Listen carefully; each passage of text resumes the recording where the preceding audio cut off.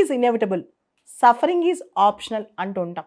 Pain అంటే ఏ వ్యక్తికైనా సరే లేదా ఏ జంతు జాతికైనా సరే ఒక గాయమైనప్పుడు ఏదైనా కలిగినప్పుడు ఖచ్చితంగా ఆ క్షణంలో ఆ పెయిన్ అనేది ఎవరికైనా వస్తుంది. కానీ దాని తర్వాత మనం సఫర్ అవ్వాలా వద్దా, అది మెమొరీలో పెట్టుకోవాలా వద్దా, మెమొరీలో పెట్టుకుని దానికి సఫర్ అవుతూ ఉండాలా వద్దా, ఇది మన చేతుల్లో ఉంటుందన్నమాట. అందుకే అంటుంటారు pain is inevitable, suffering is optional అని. అయితే అసలు మనిషికి ఎమోషన్స్ అవసరమా? ఎమోషన్స్ లేకపోతే మనిషి ఉండలేడా? ఎమోషన్స్ అనేవి మనిషి జీవితంలో ఒక పార్టా? ఖచ్చితంగా చెప్పాలంటే మనిషి అంటేనే ఎమోషన్స్, దానిలో డౌటే లేదు. కానీ ఎమోషన్స్ నియంత్రణలో లేకపోతే ఎలా ఉంటుంది? ఎమోషన్స్ని రెగ్యులేట్ చేసుకోకపోతే ఎలా ఉంటుంది? మన బ్రెయిన్లో ఒక పార్ట్ ఉంటుందంట, ఆల్మండ్ షేప్లో ఉంటుంది, చాలా చిన్నది, ఆల్మండ్ షేప్లో ఉంటుంది అనమాట. దాని పేరు ఎమిగ్డాలా. మన బ్రెయిన్లో ఏదైతే ఎమోషన్స్ మెమొరీస్ క్యారీ చేస్తామో, ఎమోషనల్ మెమొరీస్ ఇవన్నీ కూడా అమిగ్డాలాలో ఉంటాయంట. యాక్చువల్లీ దీనికి సంబంధించి ఒకవేళ కనుక ఏదైనా యాక్సిడెంట్ అయ్యో ఏదైనా జరిగితే ఎమిగ్డాలా పాడైపోయింది అనుకోండి, లేదా ఎమిగ్డాలా డ్యామేజ్ అయిపోయింది అనుకోండి, మనకి ఆ మెమొరీ లాస్, ఆ ఎమోషనల్ లాస్ అయిపోద్ది అనమాట. దీన్నే కాగ్నిటివ్ బ్లైండ్నెస్ అని కూడా అంటుంటారు అనమాట. అయితే ఎమోషన్స్ అనేవి మనిషికి చాలా వస్తుంటాయి. Happiness, sadness, love, hatred, suffering. ఒకటి జరిగిన తర్వాత జీవితంలో మంచి కానీ చెడు కానీ దాని యొక్క పరిణామమే ఒక ఎమోషన్ అనమాట. ఇలా ఎమోషన్స్ వచ్చినప్పుడు చాలామంది ఎమోషన్స్లోనే ఉండిపోతారు, సంవత్సరాలు గడిపేస్తారు. ఎమోషన్స్లోనే పెట్టుకుని ఏడుస్తూ ఉంటారు, ఎమోషనే పెట్టుకుని ఇంక ఇదే నా లైఫ్ అనుకుంటారనమాట. ఇక్కడ ఎమోషన్స్ రావడం తప్పు కాదు, తప్పు కానే కాదు. మనిషి అన్నాక ఎమోషన్స్ రావాలి, ఎమోషన్స్తోనే బతకాలి.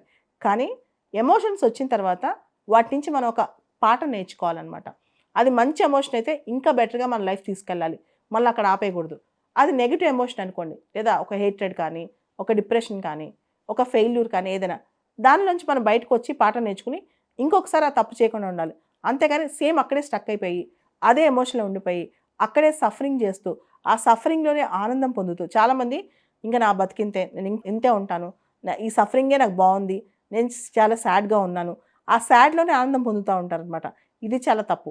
మనకి ఎప్పుడైతే ఆ ఎమోషన్ ఉంది, ఆ ఎమోషన్ వల్ల మనకు నష్టం జరుగుతుంది అని అర్థమైందో, అర్థమైన వెంటనే ఇమీడియట్గా దాన్ని పక్కన పెట్టేసి ఆ ఎమోషన్ని పాజిటివిటీ వైపు ఛానలైజ్ చేయాలన్నమాట. మంచి వైపు ఛానలైజ్ చేయాలి. ప్రతి ఒక్క జీవితంలో అంటే చాలామంది జీవితాల్లో ఒక ఛాలెంజ్ అనేది ఏదో ఒక టైంలో వస్తుందన్నమాట. ఆ ఛాలెంజ్ వచ్చినప్పుడు దాన్ని మనం ఎలా తీసుకుంటాం, దాన్ని దాటి బయటకు ఎలా వస్తాం, ఎన్ని గంటలు, ఎన్ని రోజులు, ఎన్ని సంవత్సరాలు అదే ఎమోషన్లో బతుకుతాం, అది చాలా ఇంపార్టెంట్ అనమాట. కొన్నిసార్లు మనకు బాగా ఎక్స్పీరియన్స్ వచ్చిన తర్వాత ఎంత పెద్ద ఛాలెంజ్ వచ్చినా, ఎంత పెద్ద ఎమోషన్ వచ్చినా సరే మనం ఎమోషన్ని క్యారీ చేస్తూనే మన పని మనం చేసుకుంటాం, లేదా కొంతకాలం ఆలోచించి ఆ ఎమోషన్ని పక్కన పెట్టేసి మన పని మనం చేసుకుంటాం అనమాట.